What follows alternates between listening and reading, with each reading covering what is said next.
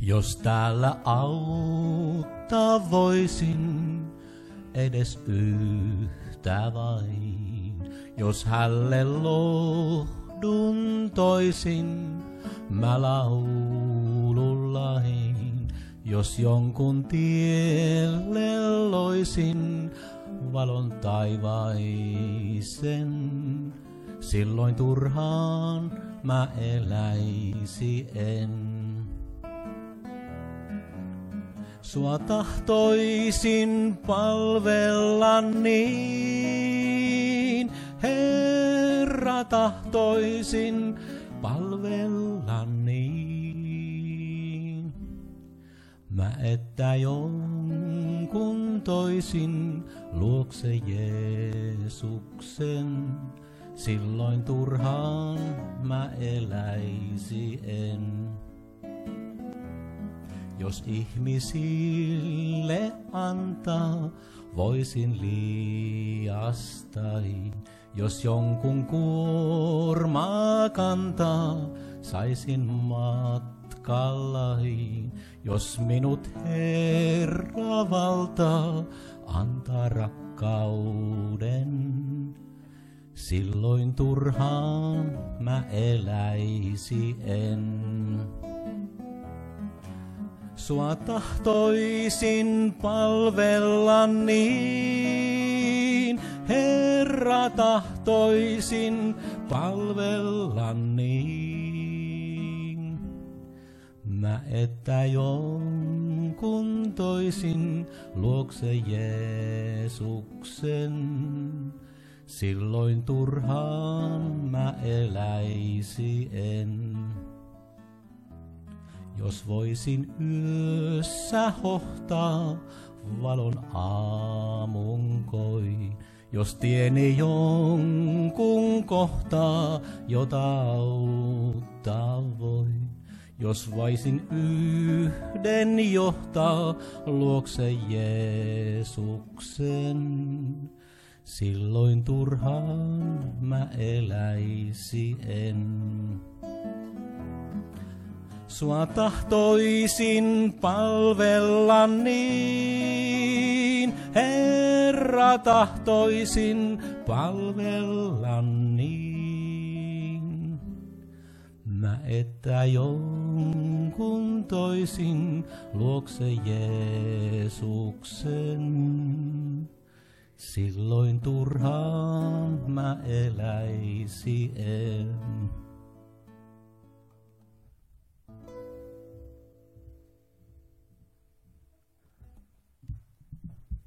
Kiitos Vesa. Laitetaanpas täältä omakin puhelin lentokone tilaan. Sehän se nolo olisi, jos puhujan puhelin soisi.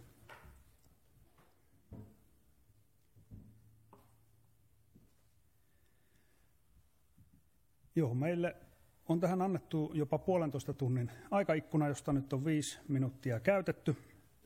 Itsekin vähän tätä puhetta valmistellessa jännitin sitä, että olen kokemattomuuttani tavalle, niin kuitenkin uskollinen, että mulla tulee semmoisen tunnin verran materiaalia, mutta onneksi meille annettiin näin pitkä aika. Ja sitten mietin, kuinka kuulijat jaksaa kuunnella näin pitkään, mutta eilen komeasti Katriinan puhetta kuunneltiin tunti 45 minuuttia hiljaa ja taukoamatta, joten uskon, että täältä löytyy kärsivällisyyttä myös tähän rooliin. Mutta me mahdutetaan tähän 1,5 tuntiin sinne loppupäähän tauko, koska seuraava oli merkattu se seuraava osio, 0,5 tunnin osio sitten suoraan tästä alkavaksi, niin meidän 1,5 tunnissa on pieni jalottelutauko. Mutta käydään rukoukseen.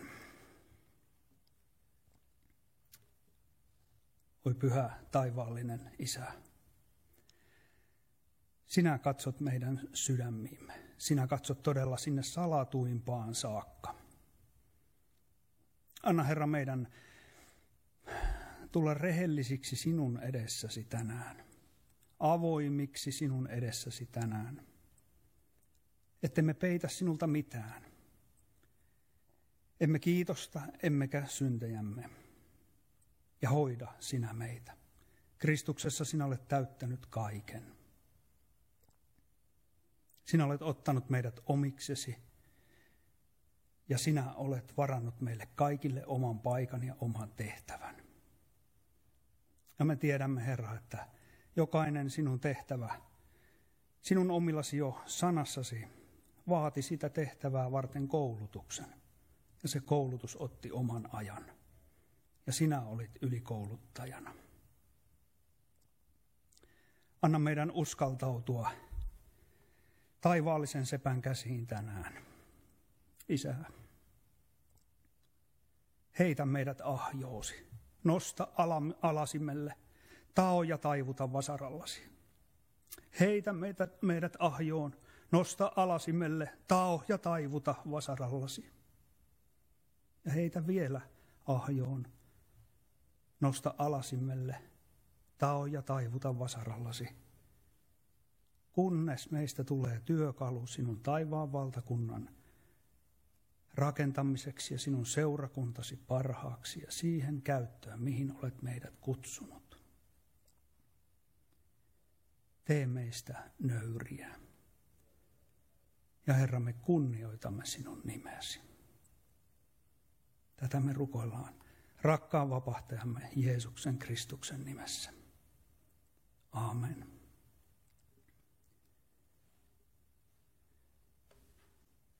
Otan tähän näin aamutuimaan, niin semmoisen aamujumpan.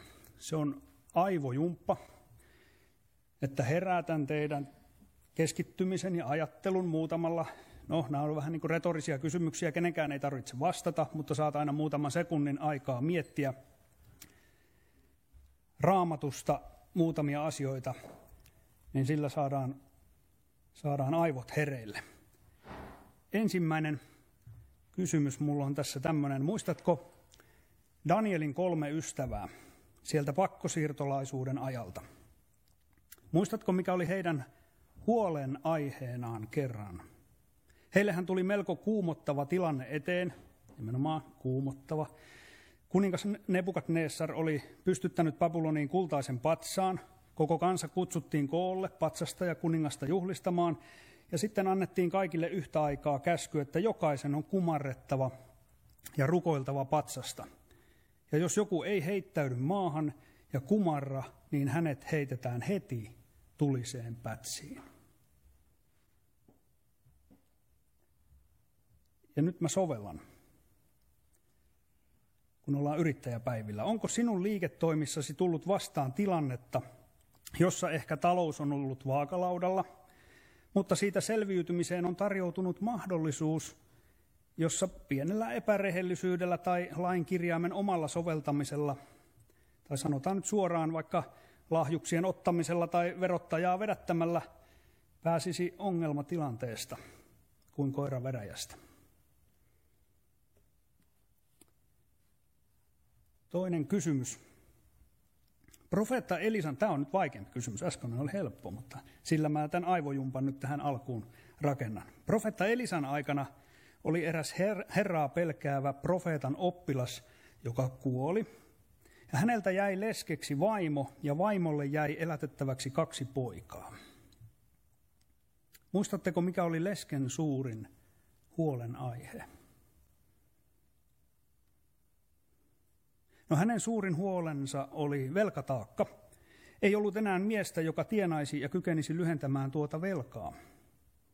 Leskivaimo pelkäsi, että velkojat tulevat hakemaan hänen poikansa ja vievät heidät orjikseen. Sovellan meidän aikaamme. Onko sinun elämässäsi ollut tai sinun liiketoimissasi tällä hetkellä on sellainen tilanne, että suuri velkataakka ahdistaa ja näyttää siltä, että jopa perheesikin hajoaa, jos vain pahin skenaario tapahtuu.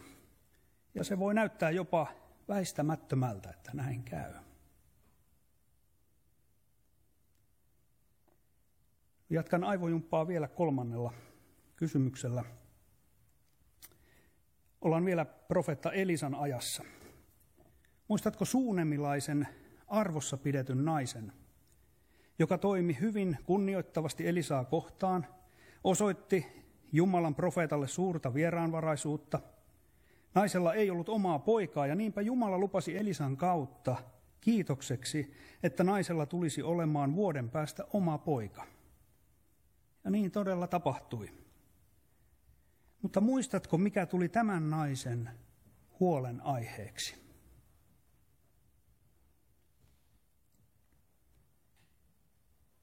Aivan oikein. Poika ehti jo varttua, mutta eräänä päivänä pellolla ollessaan hän valitti isälleen kovaa pääkipua. Ja niin isä lähetti palvelijan viemään poikaa äitinsä luokse. Äiti piteli sairasta poikaa sylissään puoleen päivään asti. Sitten poika kuoli.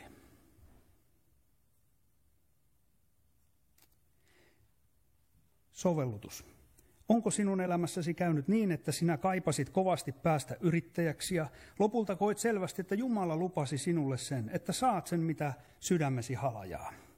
Ja niin yrityksen perustaminen alkoi, jopa kuin ihmeen kautta, ja Jumala siunasi liiketoimiasi, kunnes eräänä päivänä alkoikin alamäki. Koitit pidellä yritystäsi parhaasi mukaan niin hyvin kuin osasit, mutta sitten vain lopulta liiketoiminta kuoli syliisi.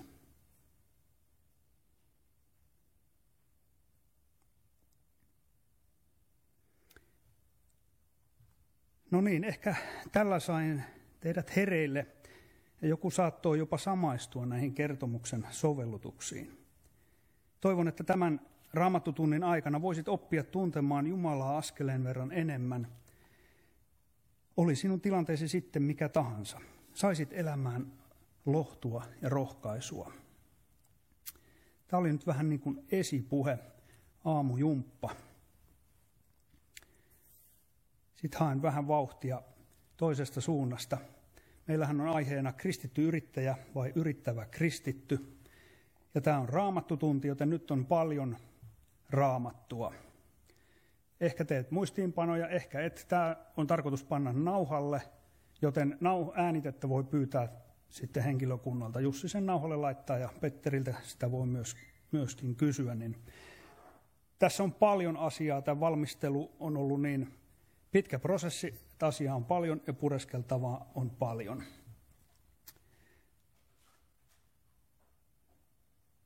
Tiedätkö, mistä kristittyjen keskinäiset ristiriidat johtuu? Mua on surettanut paljon, kun meidän tässä kristikunnassa on niin paljon ristiriitoja. Riidellään keskenämme. Ja mä tein semmoisen havainnon, mikä varmasti on ainakin yksi syy siihen, miksi me riitelemme. Koska me olemme jokainen eri vaiheessa matkaa. Me kerran synnytään uudesti ylhäältä. Me ollaan silloin pikkuvauvoja ja jokelletaan. Ei sitä jokellusta aikuinen aina ymmärrä. Sitten me kasvetaan, meillä tulee teini-ikä, uhma-ikä. Ne vielä vanhemmat, jotka on vielä kauemmin ollut uskossa, ne on ihan kalkkiksia. Ei ne ymmärrä, ne on sinne jumiutunut niihin kaavoihin. Me ollaan eri vaiheessa matkaa. Ja se tuottaa ristiriitoja. Meidän pitäisi antaa aikaa itsellemme ja toisillemme, niin me ymmärrettäisiin myös toisiamme paremmin. Katsotaanpas tuosta Efesolaiskirjeestä, toinen korintolaiskirje, luku 3, jakeesta 15 eteenpäin. Vielä tänäkin päivänä, kun Moosesta luetaan, on peite heidän sydämensä päällä. Jos muistatte, eilen aamunavauksessa kerroin lyhyesti oman todistukseni, kuinka minä kasvoin sinne lainalaisuuteen ja murruin sen alla tiettyyn pisteeseen asti, ja se kesti vuosia. Lainalaisuus on tätä, että luen Moosesta.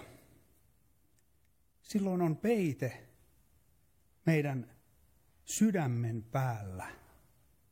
Mooseksen lukeminen on peitteen kanssa Raamatun lukemista. Se on minäkeskeistä. Minä luen Raamattua. Mitä minun pitää tehdä? Mitä minun pitää tehdä? Kuinka meidän on toimittava? Emmekä näe, että meillä on peite silmillä. Mutta kun heidän sydämensä kääntyy Herran tykö, otetaan peite pois. Seuraava jae 16. Me käännytään Herran tykö kyllä meidän huulillamme monesti. Mutta tiedämmekö edes, mitä on, että sydän kääntyy kokonaisvaltaisesti Jumalan puoleen? Ja Jumala auttaa meitä tässä. Ja tänäkin viikonloppuna mä oon kuullut monelta, kuinka Jumala on löytynyt ahdistusten aikoina.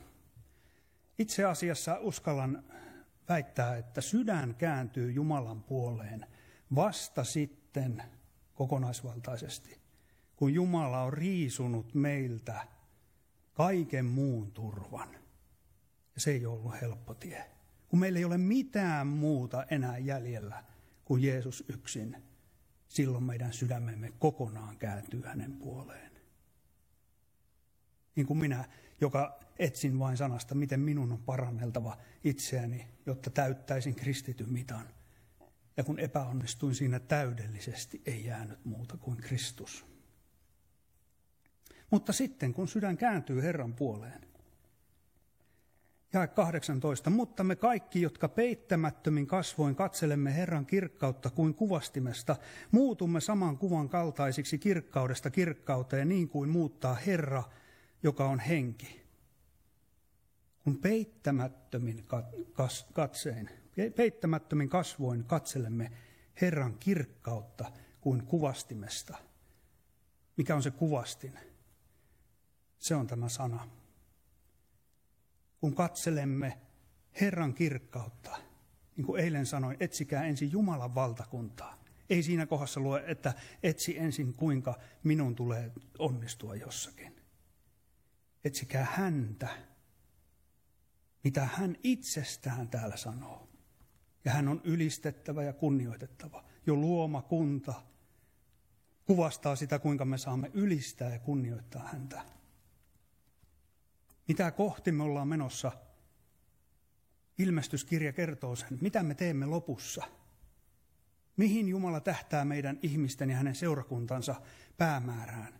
Se on, että me olemme kerran hänen kirkkaudessaan ja ylistämme ja kunnioitamme häntä, mitä hän on ja mitä hän on tehnyt. Siihen meitä viedään. Jospa jonkun pilkahduksen tällä Raamattutunnilla saisin piirtää teidän eteen Jumalan yhdestä toimintatavasta, miten hän toimii, ja sille meidän lihalle se tekee kipeää. Mutta jos me nöyrymme, me löydämme ihmeellisen Jumalan.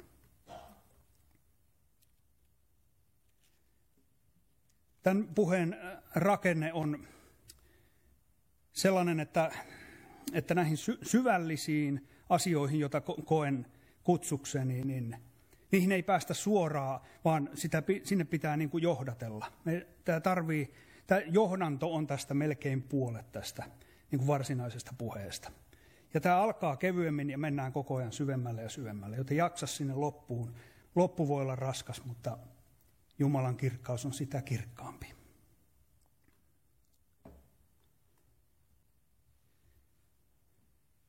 Mulla on pääasiassa käytössä tuo 3338 käännös, ja joissakin kohdissa on ottanut sitten Uudesta kirkkoraamatusta. En niitä välttämättä siellä erikseen mainitse.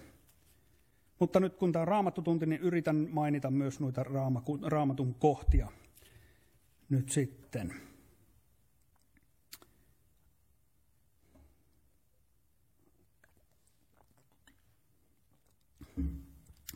Raamatun selkeä opetus on, että kaikki tämä näkyvä on tietyllä tavalla vain kulissia ja katoaa lopulta.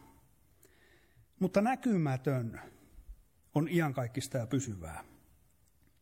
Niin itse asiassa, oletko tehnyt sitä havaintoa, että Jumalan maailma on sitä todellista todellisuutta? Paavali sanoo ensimmäisessä korintolaiskirjassa 13 ja 10.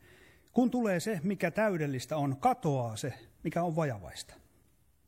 Jos siis teidät on yhdessä Kristuksen kanssa herätetty kuolleista, niin tavoitelkaa sitä, mikä on ylhäällä, missä Kristus istuu Jumalan oikealla puolella.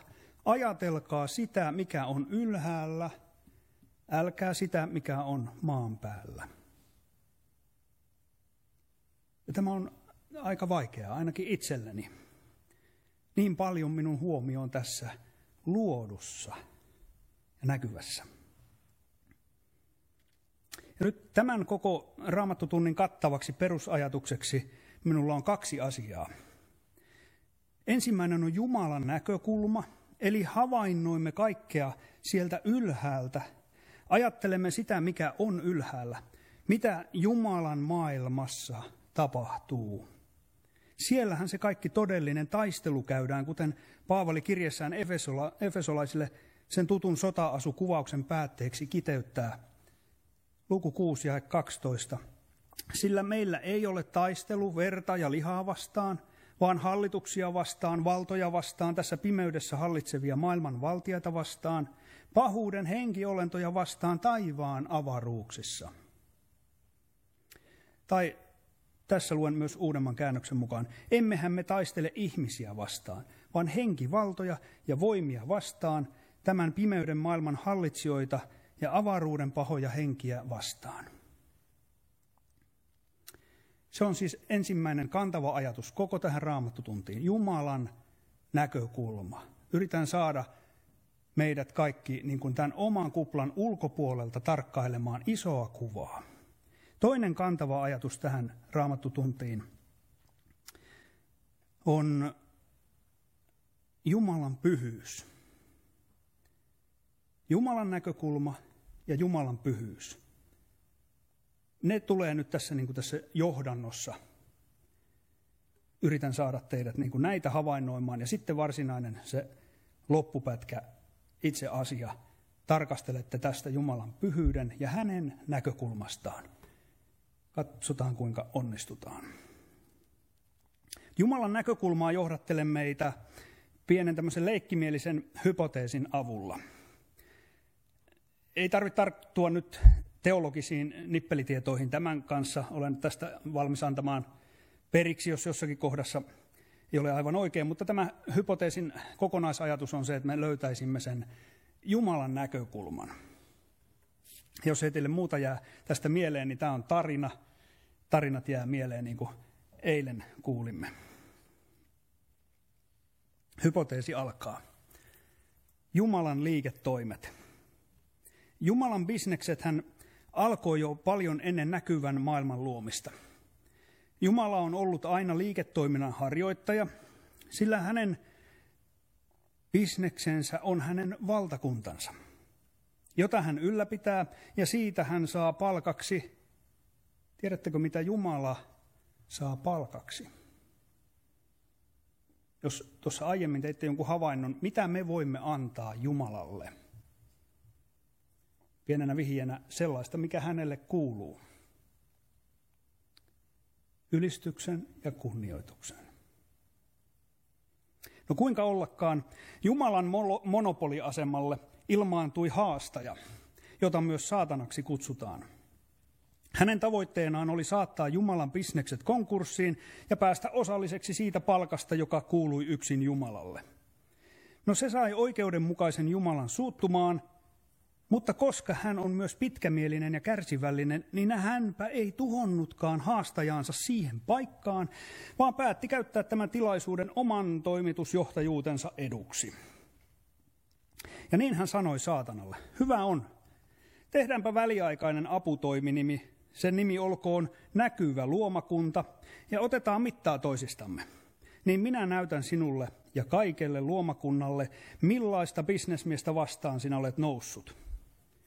Voin luvata sinulle, että sinä tulet kärsimään rökälle tappion, sillä minä nautin suvereeniteetistä, ja siksi minä käsikirjoitan tämän kilpailun etukäteen alusta loppuun asti. Ja niin Jumala loi näkyvän taivaan ja maan ja kaikki, mitä niissä oli, ja lisäksi asetti luomakuntaansa oman kuvansa, ja nimesi sen ihmiseksi ja antoi ihmiselle elämän ohjeet. Sitten hän käänsi tiimalasin ylösalaisin ja sanoi saatanalle, tämä ihminen kuvaa minua, jonka minä kihlaan omaksi morsiammekseni, ja aikojen lopussa minä nostan morsiammeni sinun yläpuolellesi, ja hänen kanssaan minä olen tuomitseva sinut sekä sinun liittolaisesi. Tässä ensimmäisessä vaiheessa saat 4000 vuotta aikaa näyttää, mihin pystyt. Nyt on sinun vuorosi. No niinpä haastaja ei aikailut hetkeäkään, vaan lähti heti liikkeelle, otti omaan aseen käyttöönsä ja hyökkäsi tuota ihmistä vastaan valheen voimalla. Ja sai ihmisen rikkomaan Jumalan antamia elämän ohjeita. Niin alkoi kilpailu taivaallisissa liiketoimissa. Elämän ohjeiden noudattamisessa ja niitä vastaan rikkomisessa. Taistelu tantereena, ihmissydämet ja näyttämönä tämä näkyvä luomakunta. Aikanaan tiimalasin hiekka kului loppuun ja Jumala sanoi, nyt on aika, minäpä näytän miten tätä kilpailua hallitaan. Ja niin hän käsikirjoituksensa mukaan lähetti oman sanansa ihmiseksi tuon näyttämön keskelle.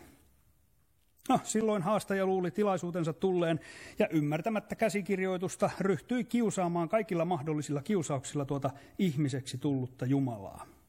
Ja kun ei onnistunut aikeissaan, hän päätti tappaa hänet. Niin hän yllytti valheillaan kansanjoukot vihaan ihmisen poikaa vastaan ja sai heidät runnomaan hänet henkihieveriin ja lopulta tapetuksi häpeällisesti ristiin naulitsemalla. Mutta saatana ei tiennyt, että se, mikä hänen näkökulmastaan on suuri voitto, olikin oikeasti hänen suurin tappionsa. Käsikirjoituksessa nimittäin lukee tästä hetkestä seuraava kuvaus.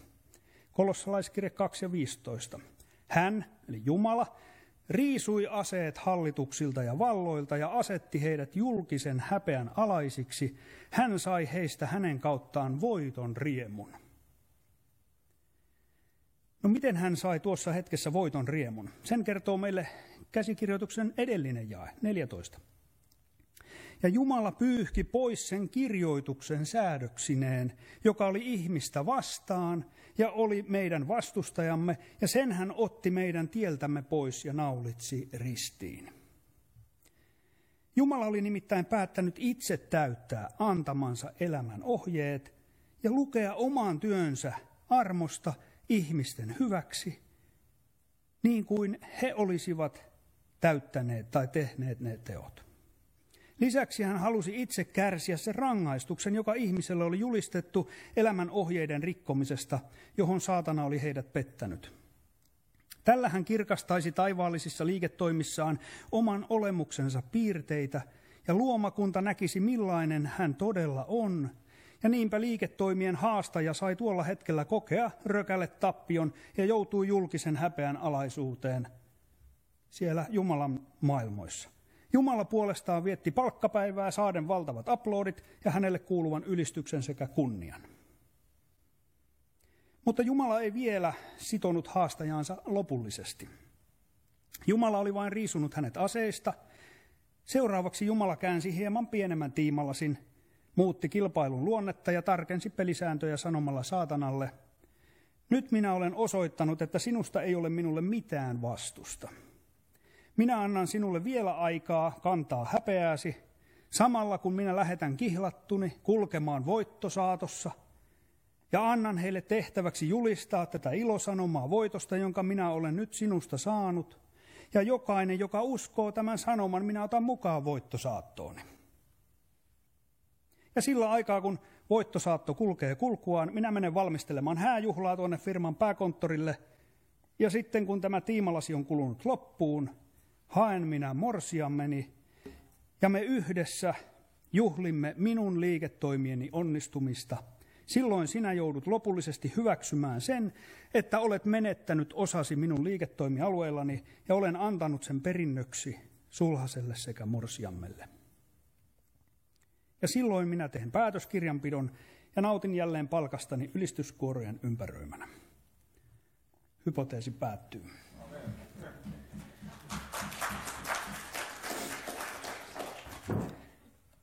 Jos tällä saan suinkin teidät niin kuin oman kuplanne ulkopuolelle isoa kuvaa katsomaan, niin olen onnistunut.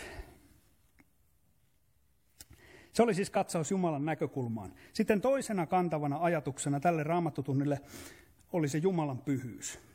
Ja sitä varten luen Raamatusta ensimmäisen käskyn ja sitä seuraavat jakeet. Toisesta Mooseksen kirjasta, luku 20, alkaa jakeesta 2. Minä olen Herra, sinun Jumalasi, joka vein sinut pois Egyptin maasta orjuuden pesästä. Älä pidä muita jumalia minun rinnallani. Älä tee itsellesi Jumalan kuvaa, äläkä mitään kuvaa, älä niistä, jotka ovat ylhäällä taivaassa, älä niistä, jotka ovat alhaalla maan päällä, äläkä niistä, jotka ovat vesissä maan alla. Älä kumarra niitä, äläkä palvele niitä, sillä minä, Herra, sinun Jumalasi, olen kiivas Jumala, joka kostan isien pahat teot lapsille 3. ja 4. polveen, niille, jotka minua vihaavat. Mutta teen laupeuden tuhansille, jotka minua rakastavat ja pitävät minun käskyni. Pyhä Jumala, hän on ehdoton tässä ensimmäisessä käskyssä. Martti Luther määrittelee isossa katekismuksessa tämän ensimmäisen käskyn kohdalla, mitä tarkoittaa, että jokin on meidän Jumalamme tai epäjumalamme. Lutherin ajatus lyhyesti määriteltynä kuuluu näin. Se, mihin sinä sydämessäsi hädän päivänä turvaat, on sinun Jumalasi tai epäjumalasi. Esimerkiksi se kristitty yrittäjä, joka turvaa liiketoimissa omiin kykyihinsä ja omaan viisauteensa, on tämä yrittävä kristitty.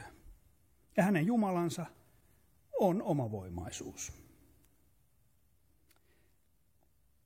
Sama voi sanoa tavallaan toisinkin päin.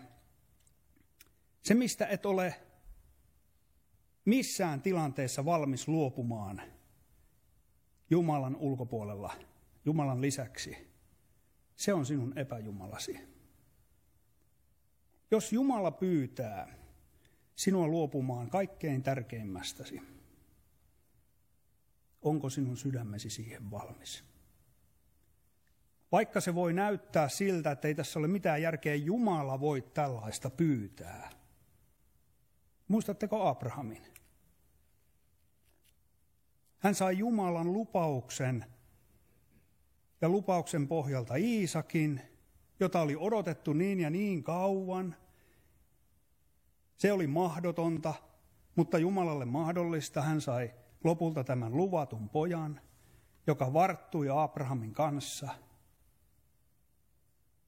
Ei Jumala voi pyytää, että Iisak uhrataan.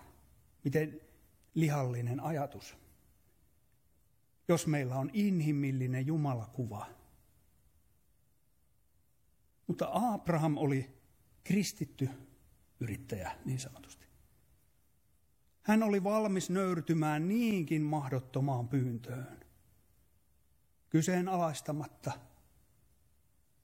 Hän tunsi Jumalan niin hyvin, että hän pystyi näin vaikeassa tilanteessa omistamaan rauhan.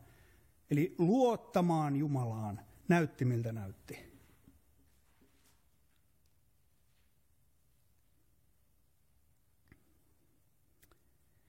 Eli se, joka luottaa liiketoimissaan Jumalaan aivan kaikissa tilanteissa, on kristitty yrittäjä.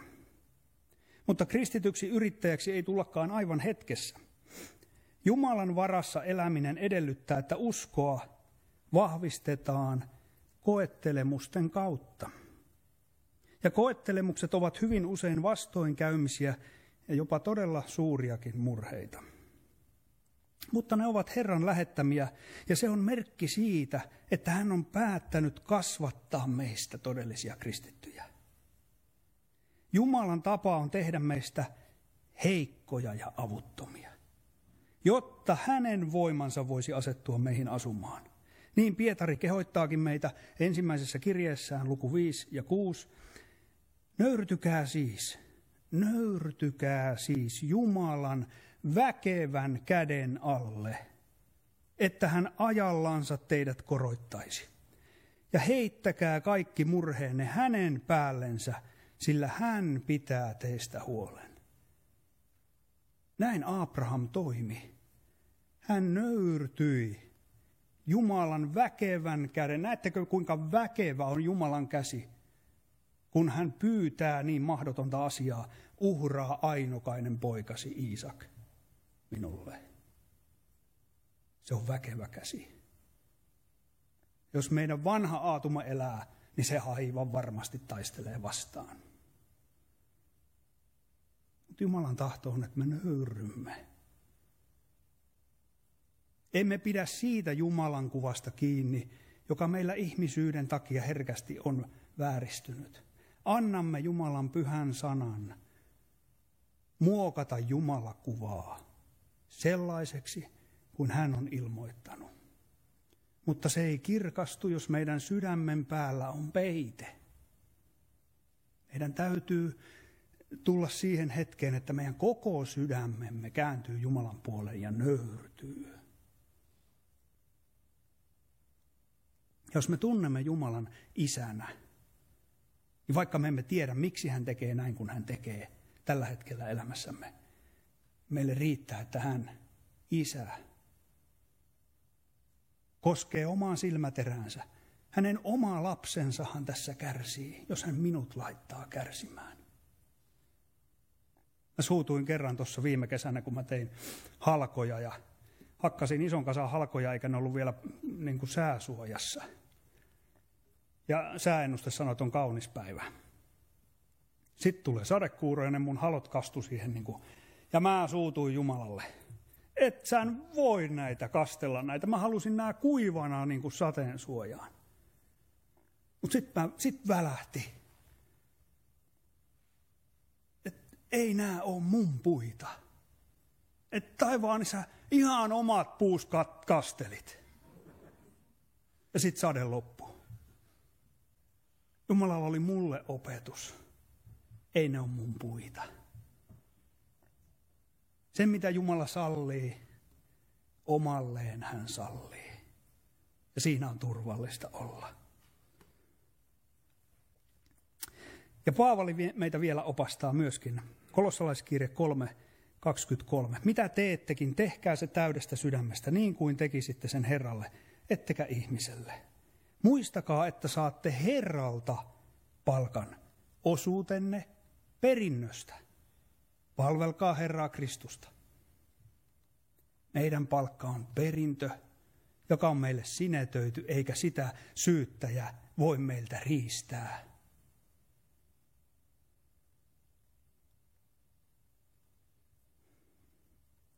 No niin, tässähän sitä sujuvasti tullaankin lähemmäksi myös meitä itseämme. Me ihmisethän näemme kyllä toistemme ulkokuoren ja teemme niiden perusteella usein hätiköityjä johtopäätöksiä. Tosin ulkokuorikin, eli käyttäytyminen ja ne teot, joita lähimmäisillemme teemme, voi osoittaa meidän uskollisuuttamme Jumalalle. Mutta monesti myös sellainen henkilö, joka palvelee lähimmäisiä ja noudattaa Jumalan käskyjä, saattaa tehdä sitä lain vaatimuksesta, eikä vastarakkaudesta Herraa kohtaan.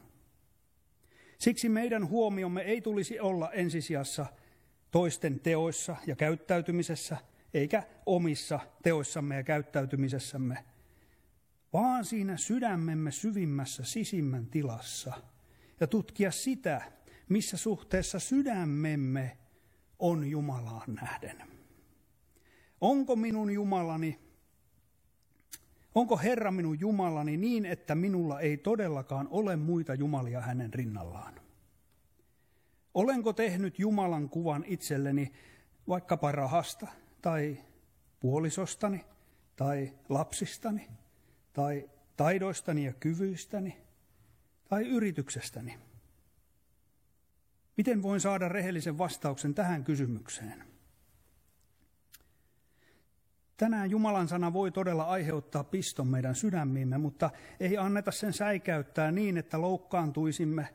Se on yksi Jumalan sanan tehtävistä.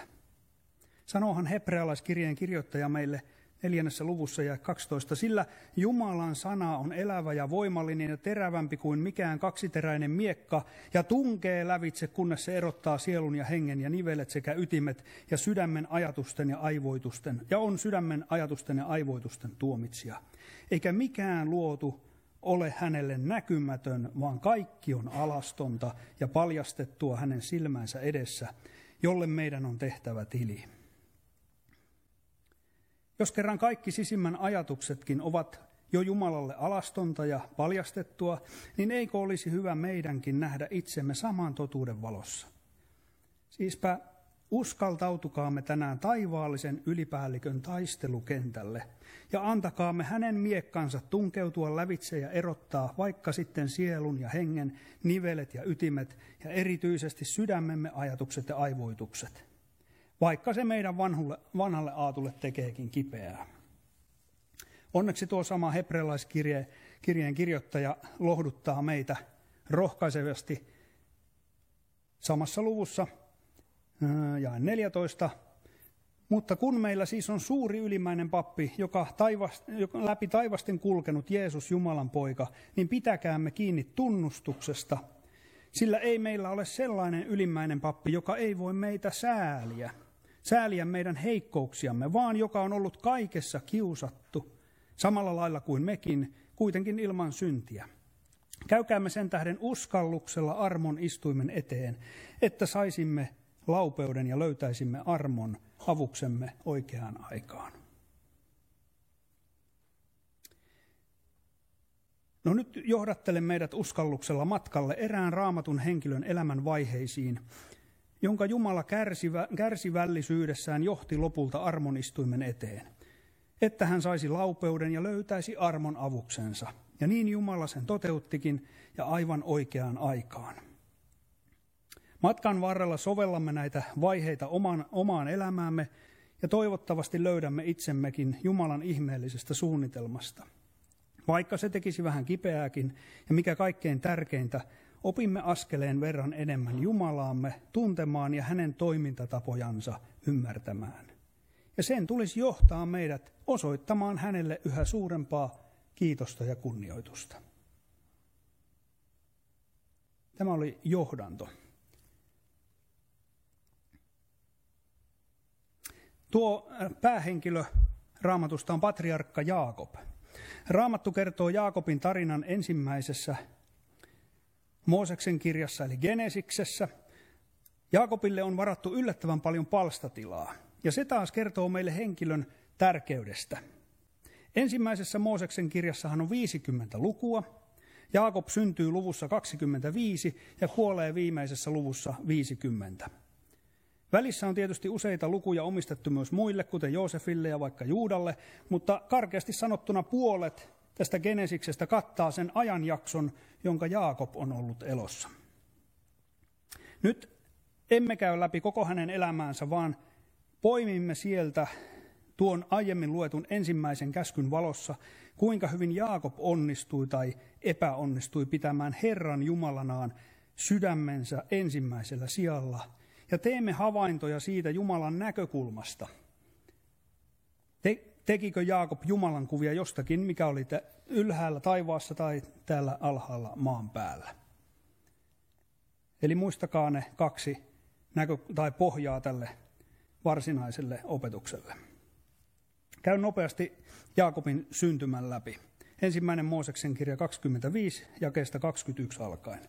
Ja Iisak rukoili Herraa vaimonsa puolesta, sillä tämä oli hedelmätön. Ja Herra kuuli hänen rukouksensa, ja hänen vaimonsa Rebekka tuli raskaaksi. Ja lapset sysäsivät toisiaan hänen kohdussaan, niin hän sanoi, jos näin käy, minkä tähden minä elän?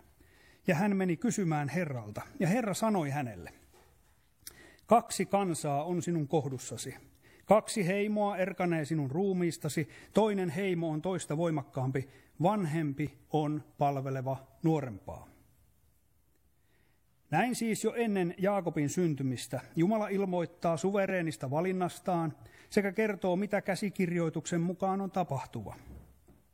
Jaakob on heistä nuorempi ja hänen isoveljensä Esau Jumalan ilmoituksen mukaan jää Jaakobille kakkoseksi monessa asiassa.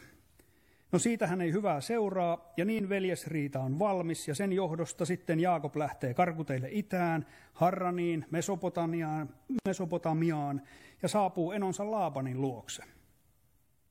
Ja nyt alkaa meidän varsinainen tutkimusmatkamme.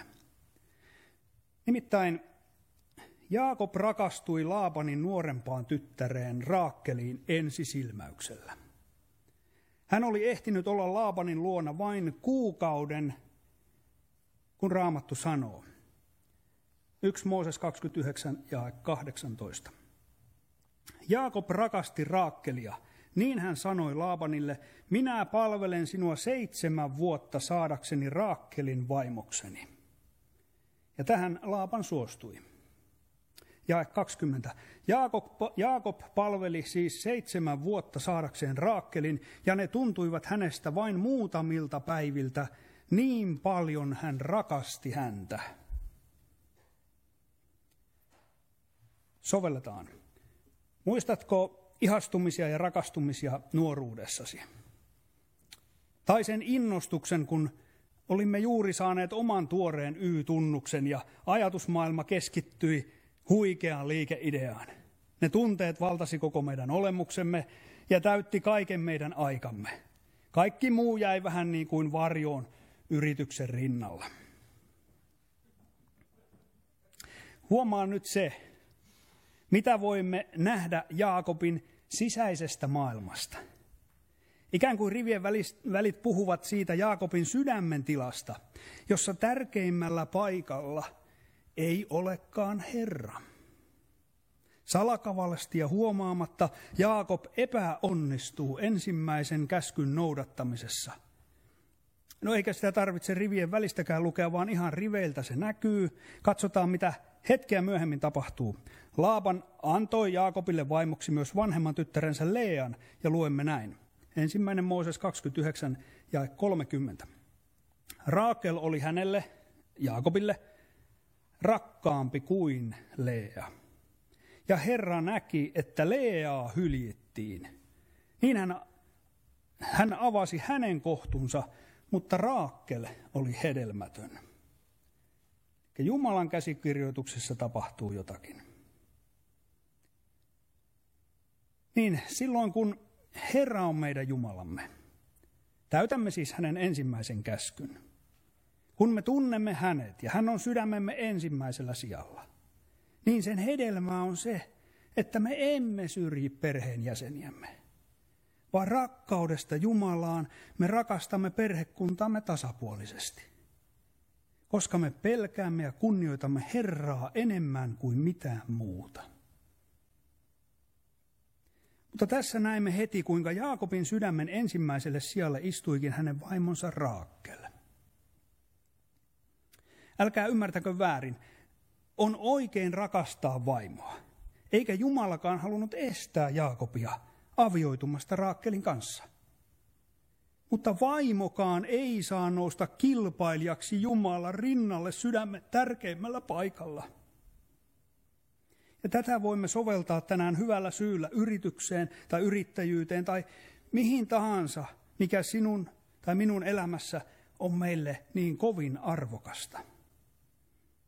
Mutta teemamme mukaan pidän sovellutukset tässä yritysmaailmassa. Laita sitten itse sille paikalle se, mikä sinulla on tärkeintä elämässä. Yritys ei saa muodostua epäjumalaksi meidän sydämessämme, koska silloin me olemme tehneet esimerkiksi yrityksemme tuoman taloudellisen turvan Jumalan kuvaksi, jonka varaan laskemme mahdolliset hädänpäivät. Tämän Raamatutunnin aikana sinulle toivottavasti muodostuu kuva siitä, millä paikalla sydämesi arvojärjestyksessä on sinun yrityksesi. Tai mikä tahansa nyt mitä Pyhä Henki haluaa koskettaa sinun sydämessäsi. Ensimmäinen signaali näkyikin edellä luetussa Raamatun kohdassa. Jumala sulki Raakelin kohdun. Tuossa kulttuurissa lapsen syntymä oli Jumalan siunauksen merkki ja taas lapsettomuus toi häpeää. Sovelletaan. Onko yrittämisessäsi ollut vaiheita, että Jumala ei siunaakaan sen menestystä, vaan sallii liiketoimissa raskaita vaikeuksia ja työlästä selviytymistaistelua, ja sinua hävettää tunnustaa sitä muille? Tiedät kuitenkin, että tämä siunauksen menetys ei välttämättä johdu epärehellisyydestä tai jostain muusta kristitylle yrittäjälle kielletystä laiminlyönnistä. Et ymmärrä, miksi näin on käynyt. Ei Jaakobkaan tiennyt, miksi Raakelin kohdun oli Jumala sulkenut. Tähän saamme vastauksen myöhemmin. Jatketaan Jaakobin matkassa. Hänelle syntyy lapsia Leasta sekä Lean ja Raakelin orjattarista, mutta koska myös Raakel oli Jumalalle rakas, niin Raamattu sanoo. 1. Mooses 30 jakeesta 22. Mutta Jumala muisti Raakeliakin Ja Jumala kuuli häntä ja avasi hänen kohtunsa. Niin silloin hän tuli raskaaksi ja synnytti pojan ja sanoi, Jumala on ottanut pois minun häpeäni. Ja hän antoi hänelle nimen Joosef.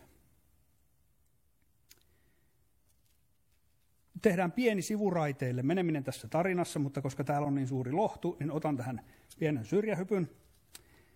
Sillä Joosefin syntymän jälkeen Jaakob haluaa lähteä perheineen pois epäystävälliseksi muuttuneen enonsa luota ja appensa luota.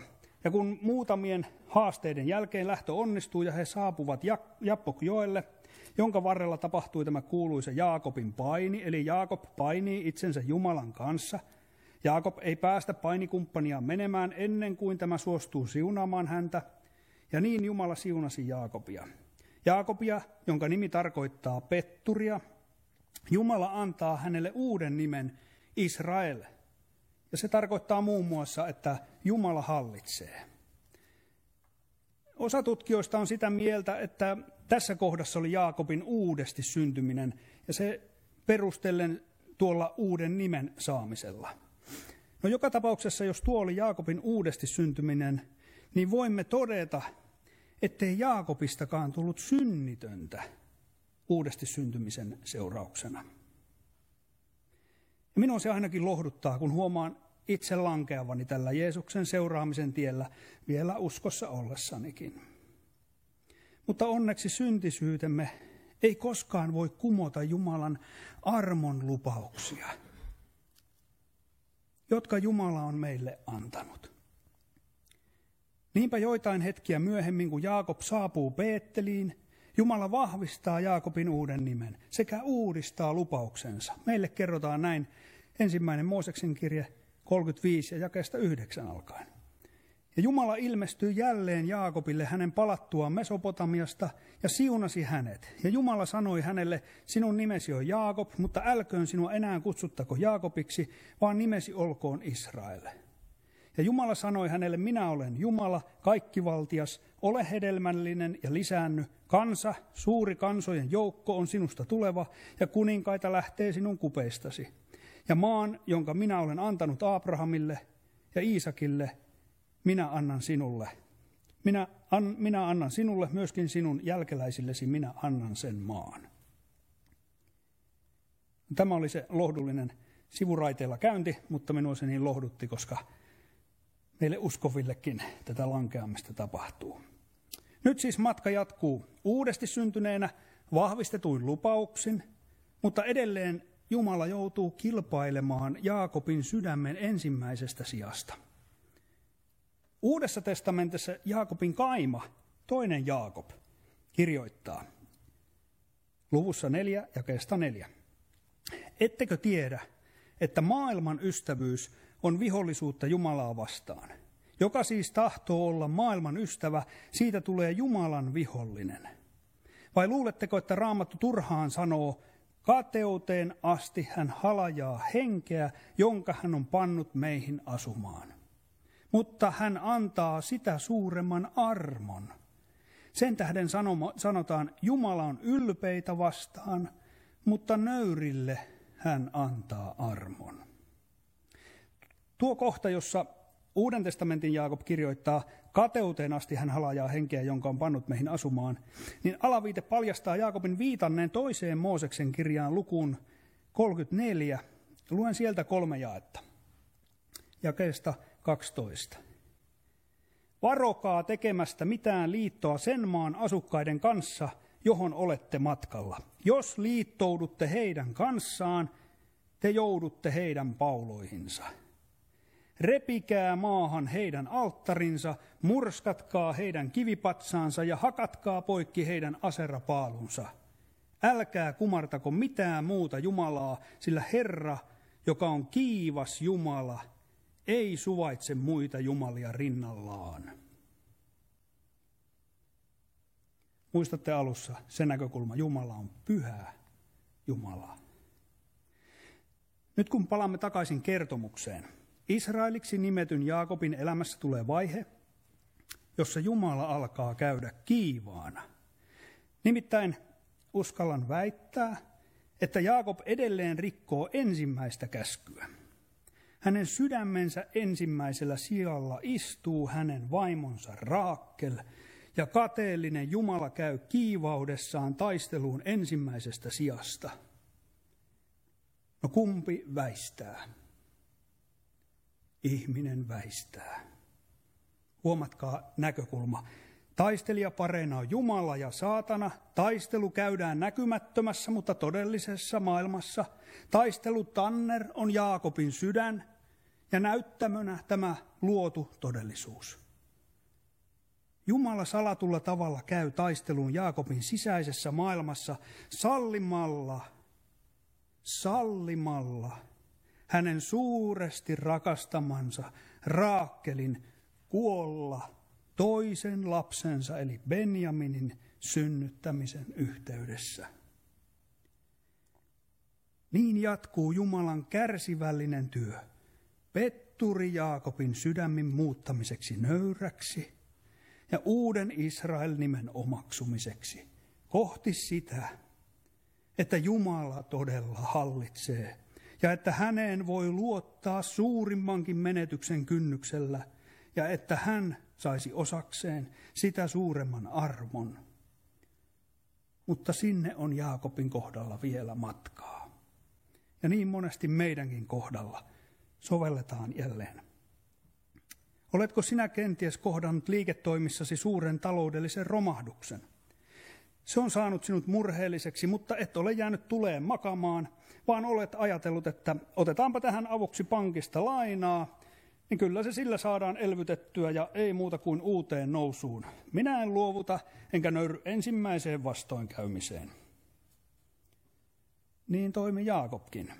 Menetettyään Raakelin Jaakob ei nöyrtynyt, eikä pitänyt Herraa sydämensä ensimmäisellä sijalla, vaan asetti sinne poikansa Joosefin. Ja siitä me saamme todistuksen Raamatun kohdassa, jossa Joosef on jo 17 vuoden ikäinen. Luemme 1. Mooses 37, jae 3. Ja Israel, eli Jaakob, rakasti Joosefia enemmän kuin kaikkia muita poikiansa.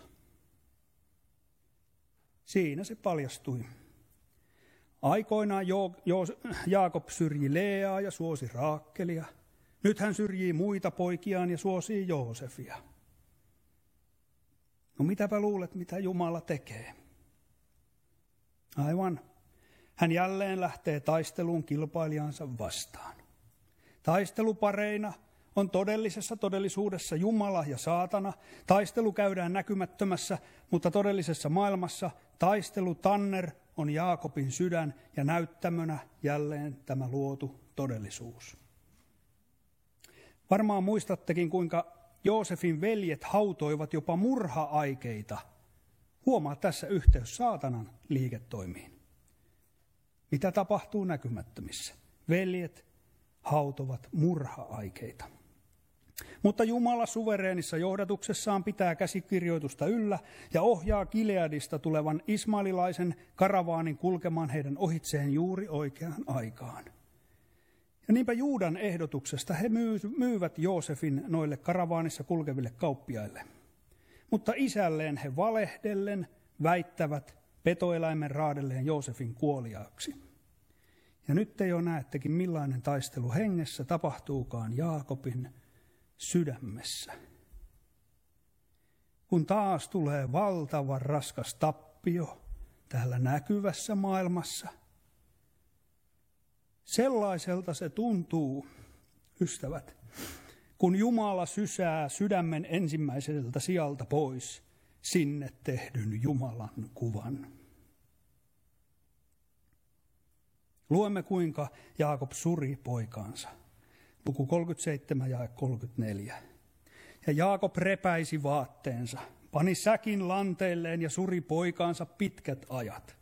Ja kaikki hänen poikansa ja tyttärensä kävivät häntä lohduttamaan, mutta hän ei huolinut lohdutuksesta, vaan sanoi, murehtien minä menen Tuonelaan poikani tykö.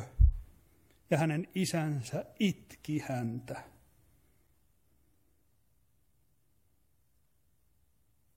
Tämäkin voi olla ylpeyttä. Ylpeys niin kuin eilen kuultiin, on nöyryyden vastakohta. Jaakob ei nöyrtynyt, joten se oli ylpeyttä, vaikka se ei näytä ylpeältä maahan painettu musertunut ihminen. Jumala katsoo sydämeen, onko siellä ylpeyttä vai nöyryyttä. Jaakobilla ei ollut Abrahamin nöyrtyvä asenne, tapahtukoon Herran tahto. Tai niin kuin Jobilla, Herra antoi, Herra otti, kiitetty olkoon Herran nimi. Ei ollut Jaakobilla tätä asennetta. Sovelletaan. Kohtasitko sinäkin kenties uusia vastoinkäymisiä liiketoimissasi? Loppuiko aikanaan pankista otetut rahat, eikä liiketoiminta noussutkaan sen avulla suon pohjalta, vaan veikin sinut velkakierteeseen? Joko olit valmis nöyrtymään ja luovuttamaan, vai tulviko ajatuksesi uusia ideoita tilanteen ratkaisemiseksi? Nöyrtyykö Jaakob? Ei nöyrtynyt, vaan jo hän tekee uuden epäjumalan, eli Jumalan kuvan sydämeensä siitä, mikä on täällä maan päällä, ja nyt sen nimi on Benjamin. Niin Raakelin nuorempi poika ja Joosefin pikkuveli nousi isä Jaakobin sydämen ensimmäiselle sijalle ja pitää tuota sijaa jälleen pitkän aikaa. Menee jopa yli 20 vuotta, kunnes nälänhädän tultua. Kuka lähettää nälänhädän? Kyllä sekin on Jumalan lähettämä. Veljet lähtevät ostamaan Egyptistä ruokaa. No se reissu ei suju ihan ongelmitta, sillä siellä heille viljaa myynyt valtias vaatii miehiltä rehellisyyden osoittamista toimittamalla näytille myös nuorimman veljensä, joka oli jäänyt kotiin vanhan isän luokse. Pantiksi tuo valtias oli ottanut Simeonin vangikseen, kunnes veljet näyttävät konkreettisesti rehellisyytensä tuomalla Benjaminin Egyptiin. Ja nyt nämä uutiset kuultuaan Jaakobin sydämen tila paljastuu jälleen. Luen uuden kirkkoraamattukäännöksen mukaan ensimmäisestä Mooseksen kirjasta luku 42 ja 36-38. Heidän isänsä Jaakob sanoi, te olette vieneet minulta lapseni. Joosefia ei enää ole, Simeonia ei enää ole, ja nyt aiotte viedä vielä Benjamininkin. Minun elämäni on pelkkää surkeutta.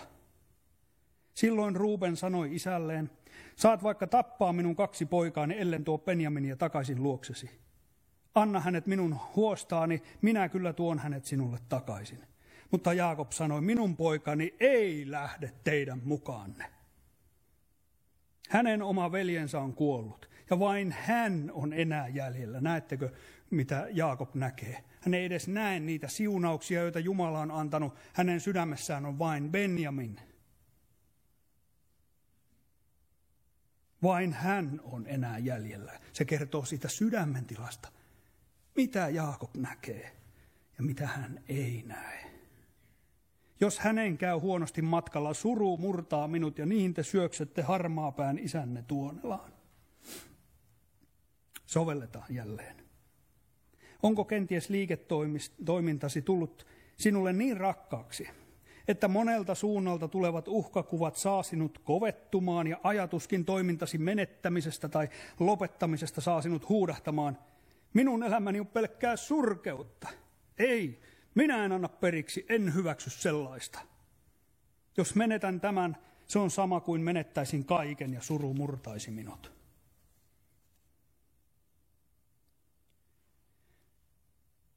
Niin tällainen on merkki siitä, että kiivasta taistelua käydään näkymättömässä todellisuudessa meidän sydämemme ensimmäisestä sijasta. Siitä se kertoo. Ja Jumala, joka on kateellinen meidän hengestämme, on rakkaudessaan voimallisempi kuin se, joka häntä vastaan on asettunut. Armossaan hän murtaa sydäntämme, kuitenkin ainoastaan meidän parhaaksemme sekä tuottaakseen lopulta Jumalalle kunnian. Jatkan ensimmäisestä Mooseksen kirjasta luku 43, jakeesta 1. Mutta nälänhätä oli maassa kova. Ja niin he olivat syöneet loppuun sen viljan, jonka olivat tuoneet Egyptistä. Sanoi heidän isänsä heille, menkää jälleen ostamaan meille vähän elintarpeita. Juuda vastasi hänelle sanoen, se mies teroitti meille teroittamalla, ette saa tulla minun kasvojeni eteen, ellei veljenne ole teidän kanssanne. Jos annat veljemme seurata meidän mukanamme, niin me lähdemme ostamaan sinulle elintarpeita. Mutta jos et anna, niin me emme lähde. Niin Jaakob käy tiukkaa keskustelua poikiensa kanssa, jonka päätteeksi hän lopulta nöyrtyy. Ja näin sanotaan, ottakaa sitten mukaanne myöskin veljenne Benjamin, ja nouskaa ja menkää jälleen sen miehen luo. Ja nyt Jumala, kaikkivaltias suokoon, että se mies tekisi teille laupeuden ja antaisi toisen veljenne sekä Benjaminin palata kotiin teidän kanssanne. Mutta jos tulen lapsettomaksi, niin sitten tulen lapsettomaksi. Näetkö, mitä sydämessä tapahtuu? Nyt on Jumala saavuttanut Jaakobin sydämessä tavoitteensa. Hänen oma tahtonsa on murrettu ja hänestä on tehty heikko. Mutta juuri heikoissahan Jumala on väkevä. Heikosta ihmisestä ei saatana saa enää otetta. Heikossa ihmisessä ei ole enää vahvaa ja ylpeää itsetuntoa, jota perkele ilolla vahvistaa, että ihminen pitäisi onnistumisissaan kunnian itsellään. Ystävät, ei heikoksi tulemista tarvitse pelätä. Ei tässä näkyvässä todellisuudessa kannata kovin lujaa pitää kiinni katoavista ja luoduista asioista, vaan niiden luojasta. Vasta heikkona Jaakob suostui lepäämään koko painollaan yksin Jumalan varassa ja oppi tyytymään siihen lopputulokseen, minkä Jumala katsoi parhaaksi, oli se sitten mikä lopputulos tahansa. Niin kuin ne Danielin 3 ystävää, muistatte siitä alusta. Hehän ollessaan Nebukadnessarin edessä sanoivat seuraavaa. Daniel 3:17.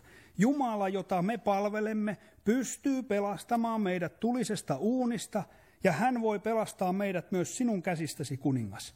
Ja vaikka niin ei kävisikään, kuningas, saat olla varma siitä, että sinun jumaliasi me emme palvele, ja sitä kultaista patsasta, jonka olet pystyttänyt, me emme kumarra. Tämä nöyryys on todellinen kristityn nöyryys. Ja tämän asenteen tulisi olla kristityn yrittäjän asenne. Ei tarvitse yrittää ja ponnistella, vaan ainoastaan luottaa hyvään Jumalaan. Ja niin kuin varmasti muistatte, miten Jaakobille sitten tapahtui, tuon nöyrtymisen ja Jumalan varaan heittäytymisen koko sydämisesti sekä huonoimmankin vaihtoehdon hyväksymisen seurauksena.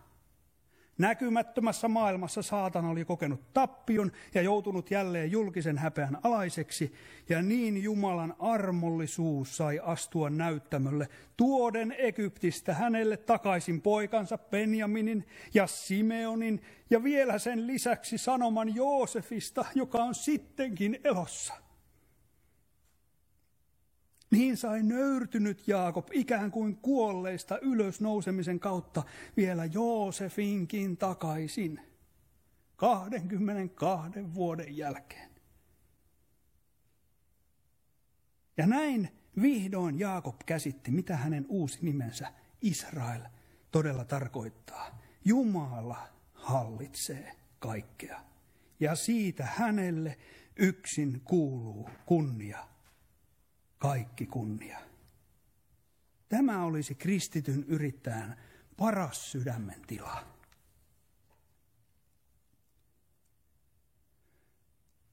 Lyhyt yhteenveto. Mitä opimme Jumalasta tällä raamattutunnilla?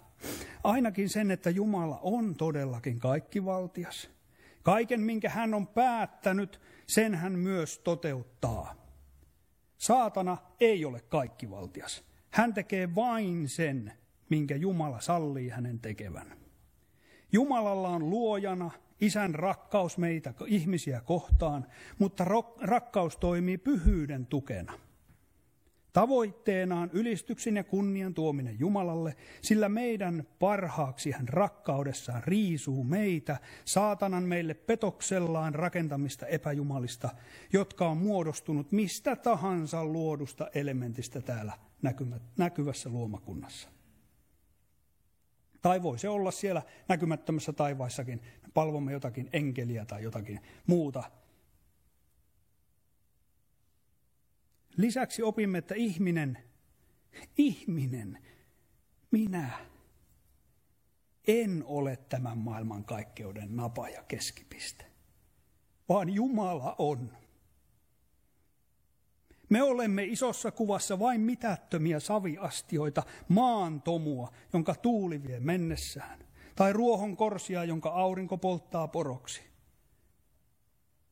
Oletko valmis nöyrtymään tähän totuuteen? Jos olet, niin saat löytää sen aarteen, että olemme silti samalla myös Jumalan kuvaksi luotuja. Saatanan pettämiä, mutta luojan itselleen kallilla hinnalla takaisin lunastamia. Meille arvottomille on Jumala antanut arvon rakastamalla meitä ilman meidän omaa ansioita ja osoittanut sen antamalla meille ainokaisen poikansa.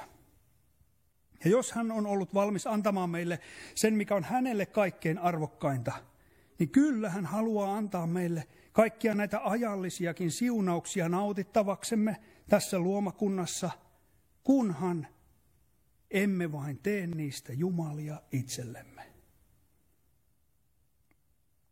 Alussa muistelemamme leskivaimo kääntyi uskossa Jumalan puoleen profeetta Elisan kautta, ja niin Jumala teki ihmeen, että viimeisestä öljypullosta nainen sai kaataa kaikki hankkimansa astiat täyteen öljyä, ja niillä hän maksoi velkojien velat, ja ylijääneen öljyn avulla hän ja hänen poikansa saivat jatkaa elämää Jumalaa ylistäen ja kunnioittaen. Tai se suunemilainen vaimo, jonka poika kuoli hänen syliinsä, näki Jumala hänen murheensa, sääli häntä, ja niin profeetan kautta Jumala herätti pojan vielä eloon, ja sai varmasti koko suvun ylistämään elävää Jumalaa. Ja Danielin 3 ystävällä oli niin nöyrä asenne, että vaikka Jumala ei heitä tulisesta pätsistä pelastaisikaan, niin he eivät suostuisi kumartamaan mitään luotua.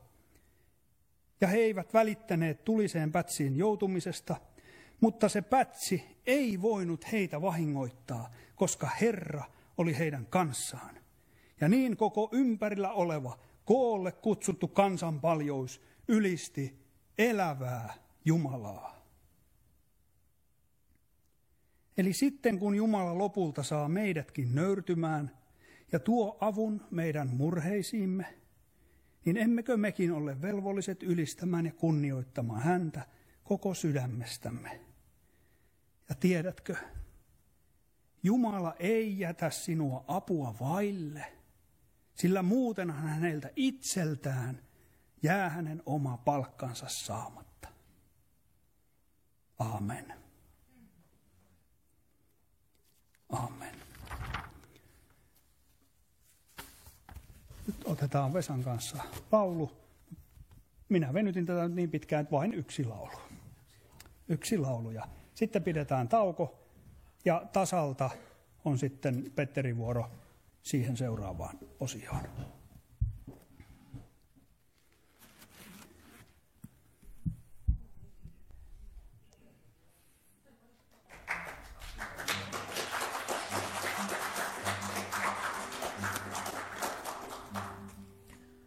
Tämä laulu on kiitokseni.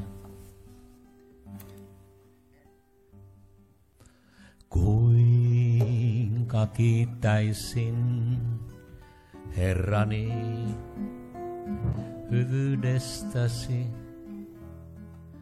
millä maksaisin kaiken suuren rakkautesi. Ei äänet enkeljoukkojenkaan kiitosta riitä laulamaan. Sen mitä sain ja mitä vielä saan, on velkaa sulle vain. Siis kunnia sulle, siis kunnia sulle, siis kunnia sulle, vuoksi sen mitä sain. Verelläs minut ostit, kuolemasta mun nostit, siis kunnia sulle, sinä kaikkeni oot. Sun omas suo mun, nyt elä kunniakses sun. Suo että saan julistaa vain sun uhris kunniaa. Verelläs minut ostit, kuolemasta mun nostit, siis Herrani sulle yksin kunnia vain. Sun omanas suo mun, nyt elä kunniakses sun. Suo että saan julistaa vain sun uhris kunniaa. Verelläs minut ostit, kuolemasta mun nostit, siis Herrani sulle yksin kunnia